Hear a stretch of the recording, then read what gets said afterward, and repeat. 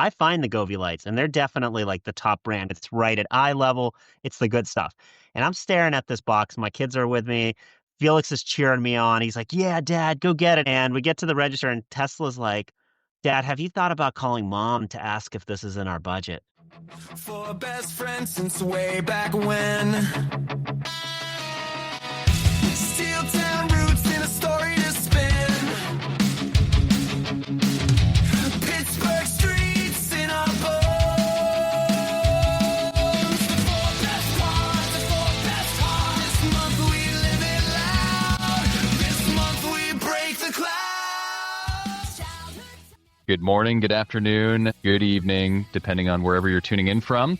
Welcome to our third episode of the Four Best Podcasts, where four best friends talk about the best part of their month. I am one of your hosts, Isaac Scott. I'm also joined by Russian Rocket. This is Sergey. And I'm Mac, And hi, I'm Nate Kravitz. And I'm not going to try to do something special. Oh, okay. Lame. So if this is your first time tuning in, welcome. And if you're wondering what this podcast is all about, I encourage you to go back to episode 1, where we go in depth on how we came up with this podcast idea and how we have conducted it month over month. But for now, we're not going to waste any time. We're going to get right into our first best. And I am going to welcome Mr. Nathaniel Thumper Kravitz, who's not going to do anything special, but he sure is going to talk about the special part of his month. So with that, we'll kick it over to you.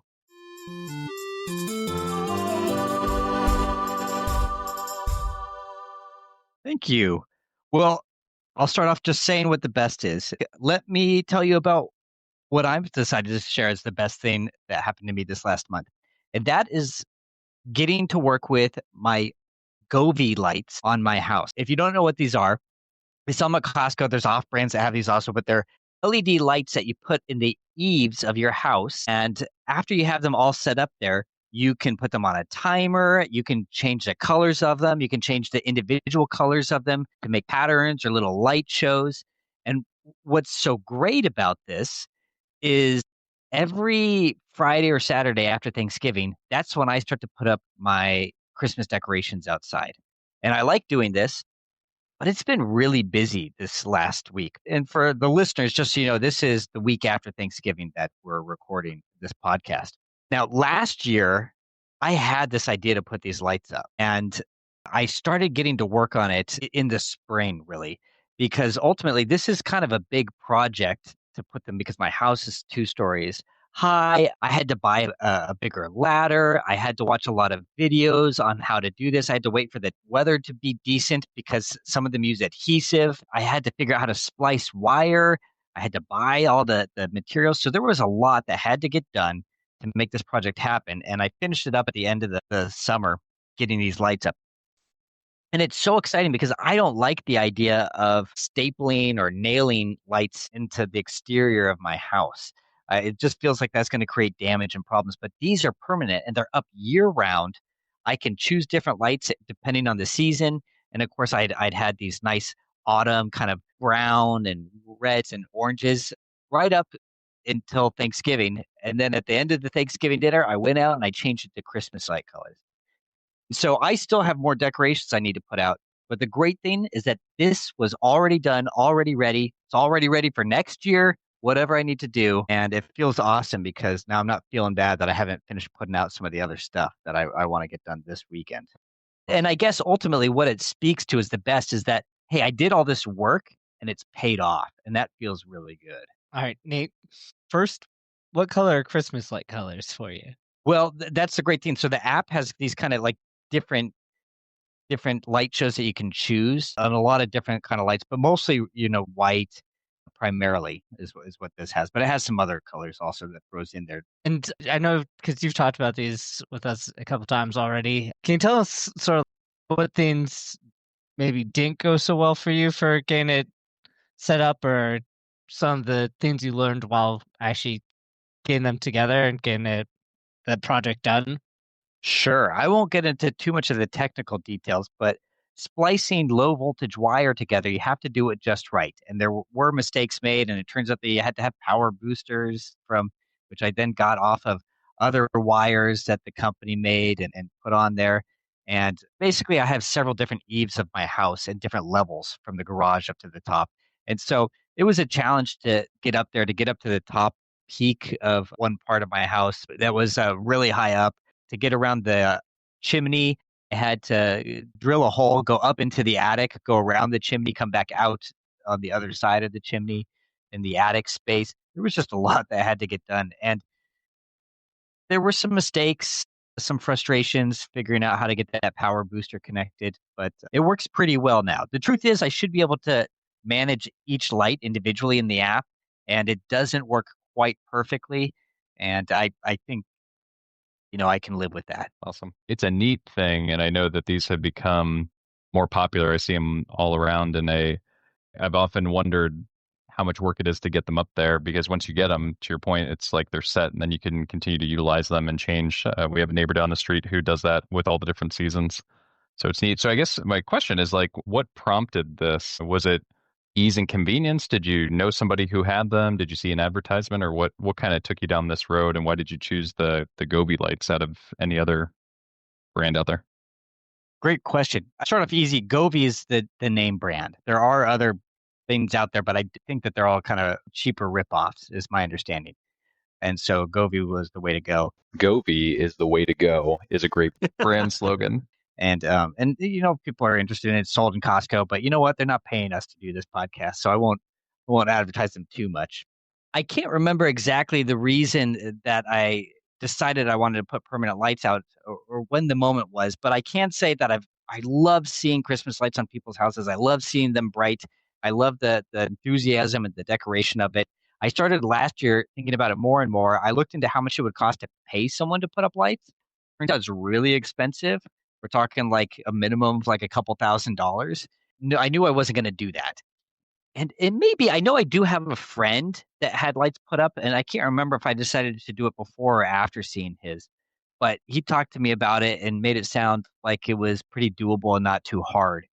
His house ended up being a lot easier to do than my house, but I think that may have played a role. And he actually ended up helping me ultimately with putting them up. So for me, Nate, you inspired me. So every month we go down to Home Depot with the kids and they do these like craft projects.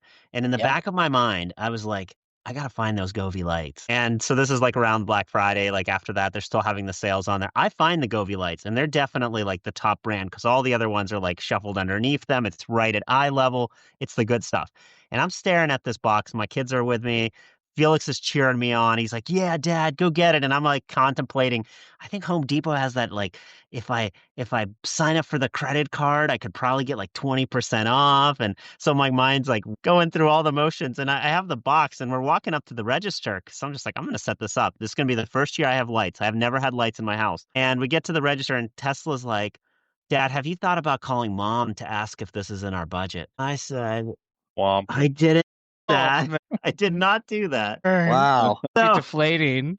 and I'm like looking at it, I'm like, well, we're going to get $100 off because 20%. And anyway, I went to go talk to someone about it to see if they have the deal. And they're like, well, it's actually a little bit less than that. And long story short, I called Kelsey and her first response was, we don't have that in the budget. So I have to That like, was wise. I hauled his box back. Felix is completely disappointed in me for not blowing all the money we have. And Tesla's reminding him that had we spent the money, he probably wouldn't get any Christmas gifts. So she's telling him, she's great at this. Brilliant. So long story short, Nate, I was this close to having super cool lights. And that's why I texted you, by the way, because I was like, I got to figure out, what's that brand again? And I found it quickly.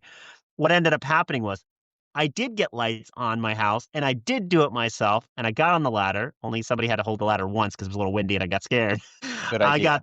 I got the BJ's light, which is like a Costco equivalent here, and put those up. They're $30, which are not as fancy, but still very cool to have lights up.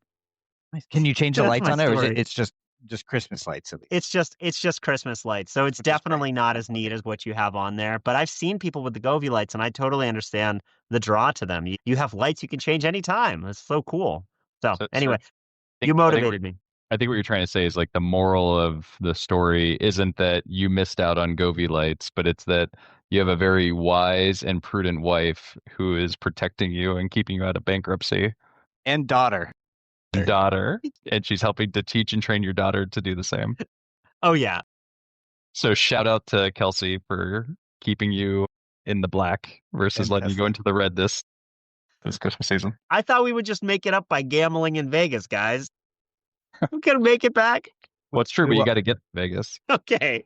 I'll see you And there. I will point out that I do remember times that we were around Surge and we were trying to get him to impulse buy things like gaming consoles just before we get all high and mighty. High and mighty. I'm merely pointing out how high and mighty his wife is. Yeah, okay. Well, anyway, if the Nism coin does well, I think we'll all be all right. Thank you guys for listening in on my best, and that was fun to talk about it and just a fun part of my life. And what if I introduce our next speaker? You know him as our MC for the podcast. He's the good doctor, and that is Isaac Scott.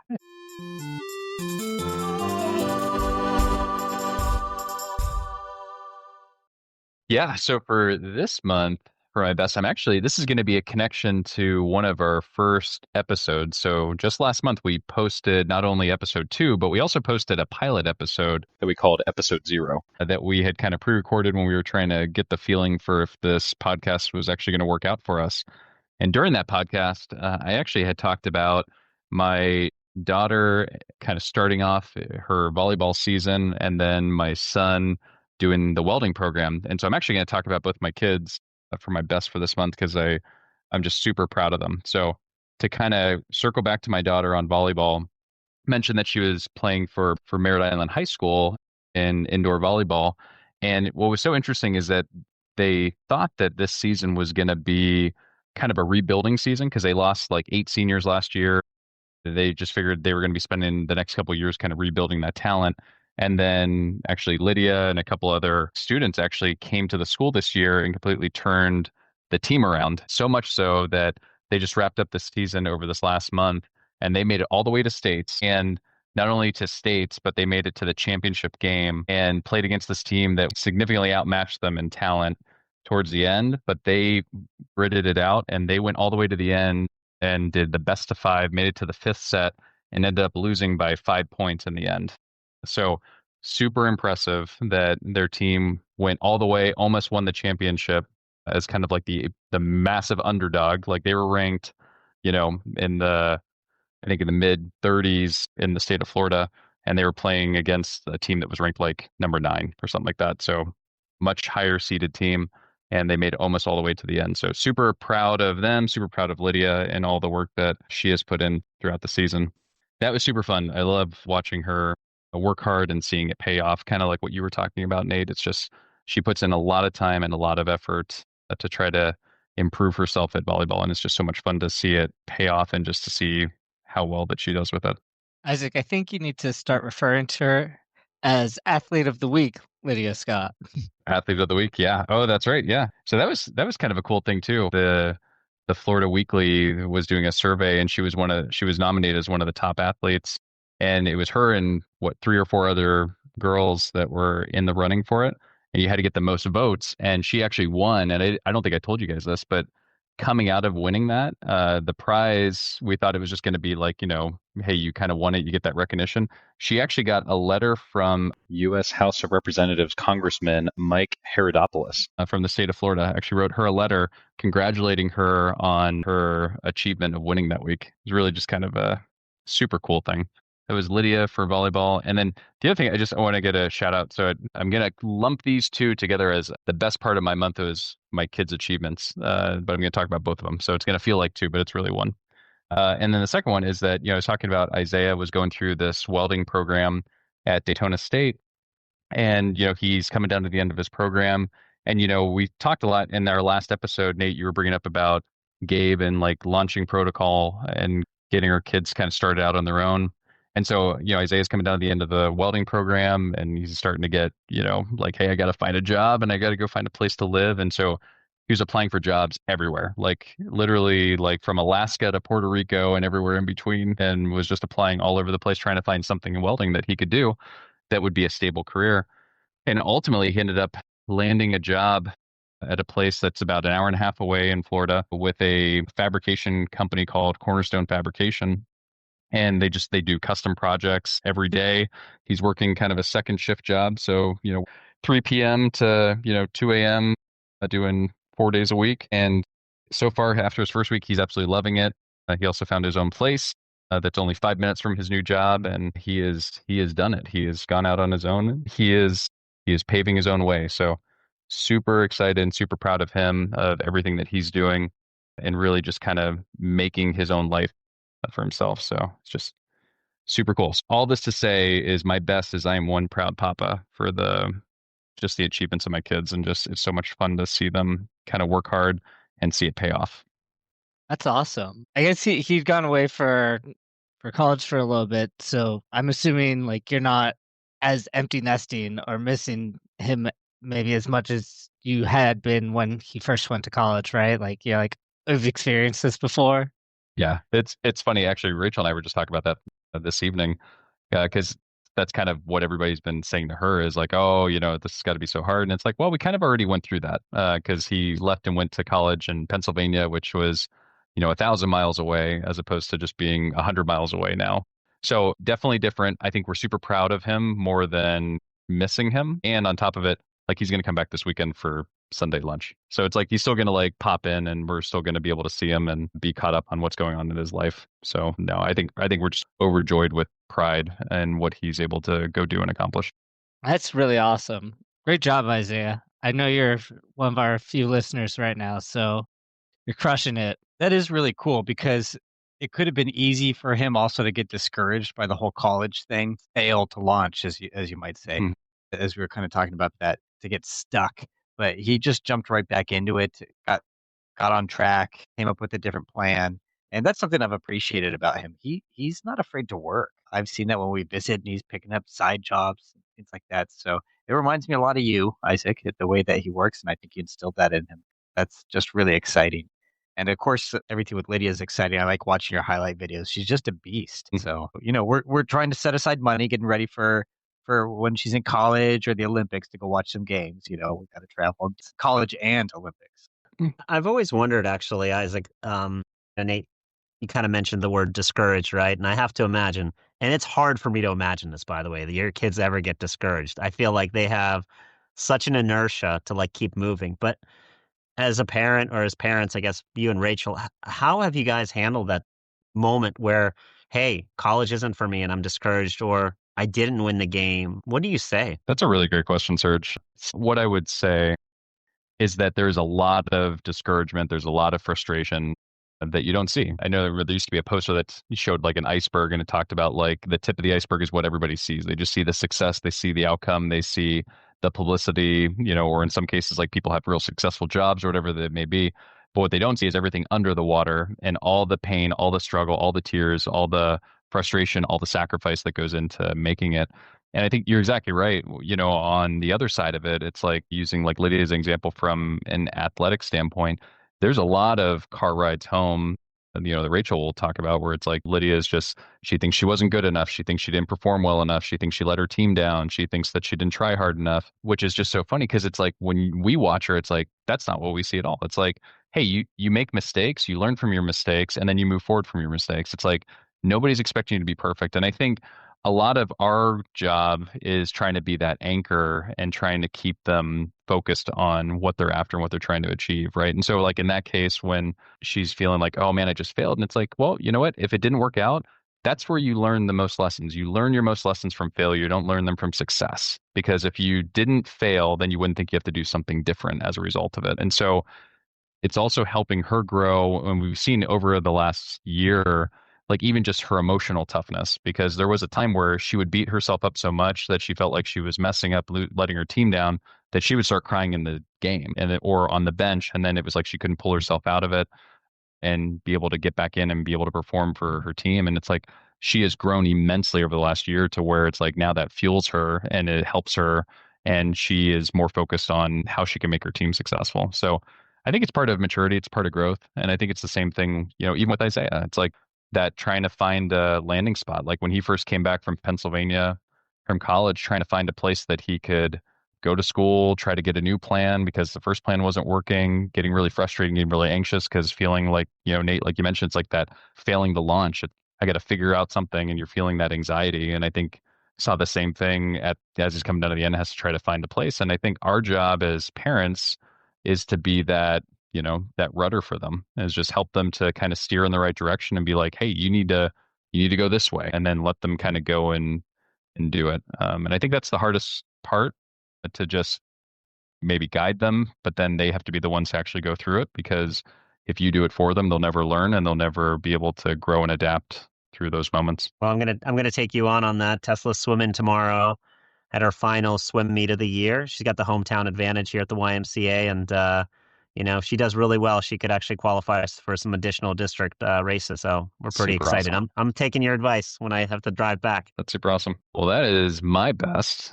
So that takes us through our second best. So we're halfway there. So thank you all for sticking with us, and we're going to keep on rolling. And we are going to shift over into our third best. And for that, we are going to go over to Mr. Mac.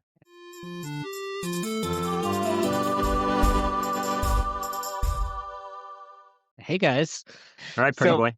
Last month, the week after we did our last recording, we got a message from the Toyota dealership.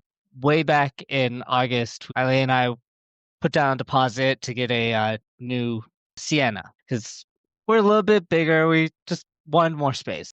When you say bigger, you mean like you physically, like you put on a lot of pounds and you've gotten I big? mean, I'm like 155, so I'm huge. For me, really excited about it. It's a Toyota Sienna. It's in this really nice blue color. We're like, if we're spending a ton of money, we're going to get the color we want. We're going to get like the things we want because when you're buying something really expensive, you just want what you want, right? We bought new because there's no real gain for us to buy used. It's like a few $1,000s different, but it's save $5,000 and get 60,000 miles on my car. We got the call. We went in, spent our 3 hours actually buying the car, which, it's like we knew the car, we had it all planned out, but you just have to go through all that paperwork and all that other stuff. And, we came home with this big minivan, which is like the biggest car we've ever had, the biggest vehicle. And for as exciting as for us, and like for me, I'm thrilled because it's a hybrid. So it's like, yeah, gas mileage. I miss having my Prius, so now I drive a minivan. That's a total normal thing. And for as much as I think Eileen and I like it, our kids love this thing because it's got like the automated doors and stuff, and they're just like, I gotta push the buttons all the time. So it's really cool. It's fun to have. It's been a little bit silly. Eileen can't back it up. It's not her strength backing up a vehicle. So if she drives the car into the garage, then I will take the car out. I'll back it out, turn it around in the street, and then back it back into the garage. One of the first things I did was on the ground, I made a little line with chalk so I know where to stop. So I could back in the minimum amount necessary so I could actually shut our garage door. It's just fun, silly things that like go on to it, and it's like way wider.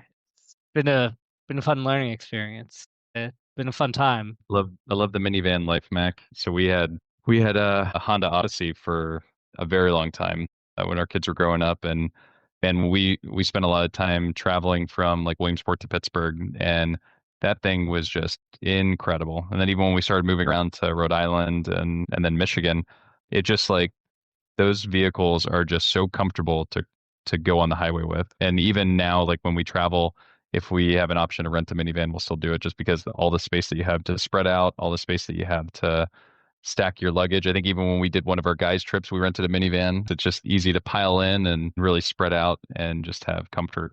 I think it's great that you're able to kind of move into this next phase. Sounds like you got a really awesome deal on a new Sienna that's going to carry you guys for years to come. So that's awesome. That's been great so far. Yeah. I know, Serge, you got one too, right? Yeah, As yeah. new I was as going to me. jump in. I have a slightly older model, and I absolutely love it. I don't know how I was living without a minivan before because the amount of space, like again, the power doors are fun. It's just it's comfortable being in it. But I wanted to ask you, now that you have it, like you guys must have talked a little bit about where could you take it? Like where could you guys drive to? Have you guys fantasized about places you could go to that would be much more comfortable now than before? This summer, We are planning on a beach trip with her family, and this was one of the things that we're looking forward to. Is like, yeah, we're gonna be able to like fit all of our stuff, no problem.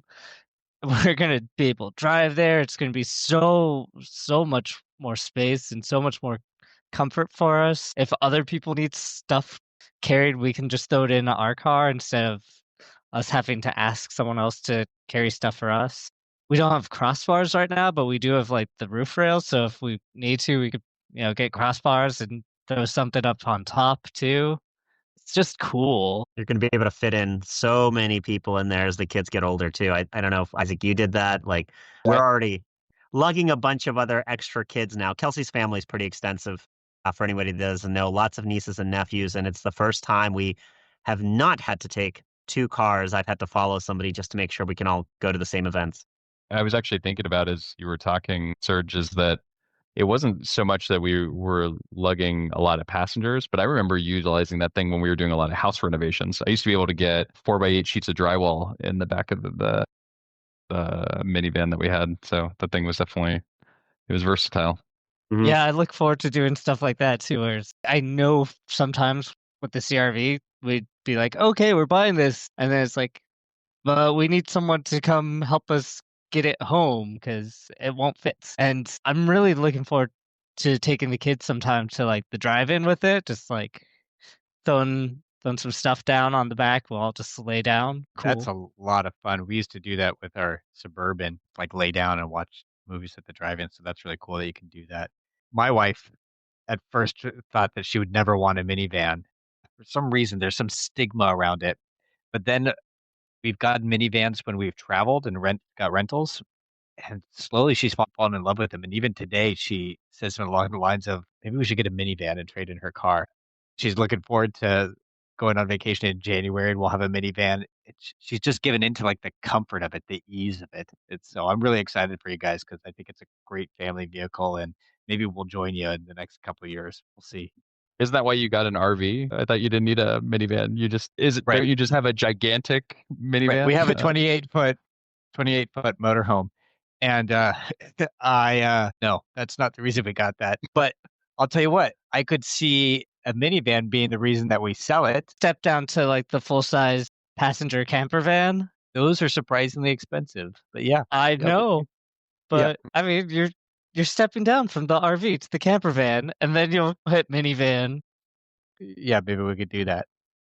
Hey, Nate, as long as you don't have the voice of reason Tesla next to you, nothing could stop you from buying that minivan. You just go right up to it and you say, I'm going to get this thing. So listen to Maybe that they have a voice. new credit card that'll give me 10% off. There you go. Yep, $250 off of a $90,000 vehicle. So Yeah. was that your lesson that you learned from that, Serge, was not to bring Tesla along with you? Yeah, I thought we all agreed on that. Yeah. Yeah. Yes, we did. All right, great. And I'm gonna kick it off to our last best of the month over to the Russian rocket. That's what's up, Sergey.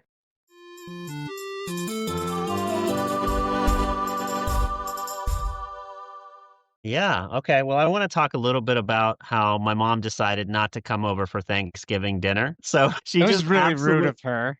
Yeah, that's what I thought so too. Because my mom's going to be listening to this, so she'll know and she'll appreciate this. But for those of you who are listening, I will say this is the first time that I've had one of my parents spend a considerable amount of time in the emergency room and then in an inpatient setting, which is kind of distressing. And she'll be okay if I talk about this. We've discussed it before, but she had a surgery performed, and like most people, you think you're going to come out of anesthesia. You'll go to the PACU to get kind of like recover from anesthesia and be able to go home. And unfortunately, that didn't turn out for her that way. The anesthesia was really heavy. After 6 hours, her lungs, I think, struggled a little bit to recuperate and be able to kind of breathe on her own, and she needed some support. And so they transferred her fairly quickly to an ICU setting from the inpatient side of a regular unit. There was a lot of work being done to try to get her back to where she was at, a normal state. Because my mom was moving around, grooving. She goes on walks with my dad. They're not the healthiest folks around, but they're trying. They're trying to do the right things in the retirement and eat as well as they can. And that can be challenging at times. But I could tell that although she's a very positive person, like it was really distressing for her to think about this is how I'm going to live now. I'm going to have to be on this large amount of oxygen. I'm not sure if I'll be able to go walking again.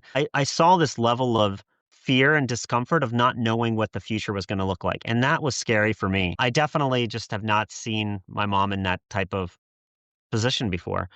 Over the week, encouraging her and making sure that we would visit her and do the things that are needed in order to try to be, a good son. She was able to recuperate and she got back on her feet and she did get to go home. And then on Thanksgiving, I got a call in the morning that said she's got a fever and the fever's not going down and there's really nobody to call. Like the physicians are like, well, just go to the emergency room. So I drove down to the city, picked my parents up, took them down to Presby, downtown Oakland, and we went in and she was admitted again. And that was a back-to-back admission. That was just, I'm like, oh my gosh, here we go. I don't know what's going to happen.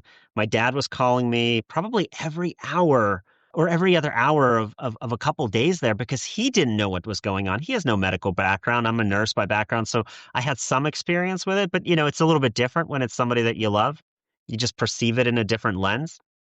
That really took me back, her being admitted again. I think I just realized how much life has passed, right? Like just the aging of our parents. They're not the same people that I knew when I was 25 and 20 and 15 and things have changed and being there with her was so important to me because she's done an incredible amount in my life to make it better. Like the dedication, the blood, sweat, and tears of being able to provide for our family was just going through my mind. And I was like, what can I do to make things better for her? How can I make her more comfortable? How can I bring a little bit of joy into this room, right? I had the kids make cards. We posted cards up there. We would put them on FaceTime so they could try to make her laugh. I would send her videos of Felix playing piano so she could see that they're still practicing, even though she couldn't come and visit and listen to them. So just all those little things mattered so much to me because that's all we had for that few weeks that we were dealing with it. And luckily she did go home. So this is a positive update. She's home now. The fever's gone away. She's still on antibiotics, but she's performing well with home health. And I got an opportunity to practice my nursing skills. I went out there and changed her dressings around her JP tubes, which are kind of like these drainage tubes that you have post-surgery until they take them out. And it was just nice to be able to do that. And I'm glad that she got to go home because there was definitely a moment where my dad called me accidentally, but I didn't know this, at like 2 a.m. And I picked it up and I just expected the worst. And like hearing his voice and being like, oh no, I'm so sorry. I didn't mean to call you. Reassuring each other. I was like, okay, all right, my mom's okay. And I still have her. So that's my good thing is that, especially around the holidays, you really realize like how much your parents mean to you, especially when you go through something like that. Serge, I really appreciate you opening up and sharing about that. And I think for all the listeners out there, they were probably sitting and being like, wow, where's this going? Because it's not sounding great. And I think if there's some things I kind of pulled out of that is, first off, medical situations are always scary because they're uncertain, they're out of your control. The best you can do, kind of hope for the best and pray for the best. And so I think being able to be there and being able to be an encouragement to your parents in a situation that would be otherwise very scary, very uncertain. I think for the relationship, the background that you have, that you're able to kind of give them that sense of reprieve and comfort and focus on recovering and getting better and getting out of that situation. So I think kudos to you, because I also know that there's a lot that can be going through your mind in those situations. And so being able to stay focused on keeping, kind of a positive or keeping focused on it, I think is outstanding. And, I think it's a really good point. And it's something that Rachel and I have been talking about recently too, is like, hey, our parents are getting older and probably all of them are going to be listening to this podcast. And I think what's crazy is when you look back and it's just like in your mind, you still think they're those young, vibrant people. And then you turn around and it's like, whoa, you're, almost 70, you're 70, you're beyond 70, you're just going up in years and kind of the mortality of everything really kind of sets in. But it really does make you appreciate the support that they give you, the life lessons that they teach you, and really even just what a joy they are, at least for us. Like all of our parents are tremendous grandparents to our kids and have each poured into them in different ways and different manners. And they're able to kind of continue to instill that legacy as they go on. But I think it's also great that we have parents that are active and are trying to, stay plugged in with the family and being able to stay healthy so that they can continue to enjoy life to its fullest. So it's a good reminder. I appreciate you bringing that up because again, I know that this can kind of sound negative or scary when you think about medical situations, but I think it does put life in perspective and it reminds you just how temporary life is in the grand scheme of things, and really helps you remember what things are truly important and what things aren't, right? Because in that moment when you got that call, nothing else mattered, right? It was just getting to your parents, being there with them, being able to support them. And it helps kind of bring you back to that center and just remember the things in life that are worth investing your time and efforts into. So Yeah, appreciate you sharing that. absolutely. Yeah, it's spot on. Everything kind of melts away when you're dealing with a situation like that, and especially when you get surprise phone calls at different odd hours, and you're just not sure what you're going to pick up on that end. So it really refocuses on what's important. I was just thinking like 15 years ago or something, my mom was hospitalized and actually I had to go to like a skilled nursing facility, but where your mom worked. Yeah, the Yeah, heritage. It's at not there Heritage. anymore, but yeah, It's just kind of fun that like, your mom's there helping take care of my mom. That was great. But one of the things my mom like really benefited from was just like, I'd visit and I brought her a laptop so she had some way to connect to like something that wasn't just the sounds of that location. Cause, being there can be so depressing, even with great like workers and stuff. So it's just kind of like what you're doing for her was immensely meaningful, and that was a great thing for you to do. I'm great for her to feel like the love from you going back. And it's true, like our parents are getting older. Every year it just gets a little bit scarier in some ways. So it is worthwhile to really try to cherish them while they're still around. yeah, no, that's spot on. We only have parents, and you only get one set of them. If you're lucky, you get ones that stick along for the ride for a long time. And I mean, again, I know all of your parents, and Isaac's point, we're just really, really fortunate. Even though they've had a lot of their own stuff that they've gone through, like we're really lucky to have them in our lives. Yeah, I know that we were following you as this was all going down, Serge, and worried about your mom. And I'm really glad that she's made it through the worst of this. And there's always a lot of recovery, but it's so great that you could be there for her, that you have some knowledge and experience also. And you get that. I think about that sometimes, just about how can we be effective children, offspring for our parents. Not necessarily that we owe them something, but that there's payoff for them as far as raising us. And that can just come in joy and companionship and fellowship. But it's also nice to be able to give back and be support for them when they need it. And I know that you do that for your parents. And that's really great that you're able to do that for your mom. And she's such a wonderful lady. And so I'm really glad that she's recovering well. Yeah. Thank you very much. And she is really a wonderful lady. So I'm glad you said that. So my mom can hear that a couple times listening to this podcast.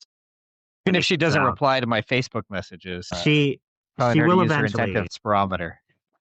It's hard because she has so many followers, and sometimes, finding you on that long list and approve, it's just I tough. know. A I lot of wish I work. could be as popular. Nate, have you slid I, into her DMs? You gotta slide into the DMs. That's what I tried. That's what I did. No response. one last thing I just wanted to mention around this was that, you know, my own strength came from you all. I had multiple times where I saw Mac's message come up and say, how's your mom doing? And that means a lot. I often think about what it looks like to follow up with people, right? Because there's a point where you're like, do I ask again? It's the fourth day. Does it feel right? Am I asking too much and it might be heavy for them? Like, we don't know what's going through each other's minds, but like the fact that I could rely on you all and give you updates. And sometimes I even thought to myself, like, am I sharing too much, right? Like, is this pretty negative? Or like, does it bring things down? I'm glad that I pushed through that and I did keep sharing. And hopefully you guys feel the same way, that we can go from topic to topic. Like, there was good things that you brought up, Nate, about your son running. And I'm so glad you shared that, because things that are negative in my world that are happening that I still want to hear from you all about the good things that are happening in your world. So it's almost like this balance that we have in our group conversation that makes me feel like I'm part of this larger community with you all, right? Like this like really caring group of folks that we can keep sharing our battles together and we can get through them. So I just want to thank you guys for being who you are and asking and listening and doing this. Thanks, buddy. I think we're at the conclusion here, Isaac. You want to wrap So us out? I was going to say that's a great segue of talking about why we're called the four best. So hopefully you guys enjoyed this episode. So again, we'll bring this episode 3 in for a landing. Everybody enjoyed the topics that we discussed throughout this episode, and do want to encourage you to continue to like the episode if you enjoyed this, because that helps make it visible for other listeners to be able to see this. Also want to encourage you, if you haven't done so, to subscribe to get notified on whatever means that you listen to podcasts. So we are on all the major platforms such as Apple, Spotify, YouTube. We also use a service called Podbean that kind of helps us distribute this podcast out to all those platforms. So I encourage you to log in, check it out, click subscribe so that you can get notified. You didn't mention MySpace. Are we not doing MySpace? I mean, Tom's still our friend, right? He is. I'm sure he's listening to this podcast. So this one's for you, Tom. And so our next episode will be dropping on February 4th at 4:44 p.m. So just remember that each month on the 4th, we are going to be issuing new episodes, and it's going to be dropped at 4:44 p.m. Eastern Standard Time. That way you can easily remember. 4 best podcasts, number 4, 4th of the month at 4:44 p.m. We'll get a new podcast dropped in there. And we'll see you next time. This month we live it loud. This month we break the clouds. Childhood ties that never fray. Steel bridges and brighter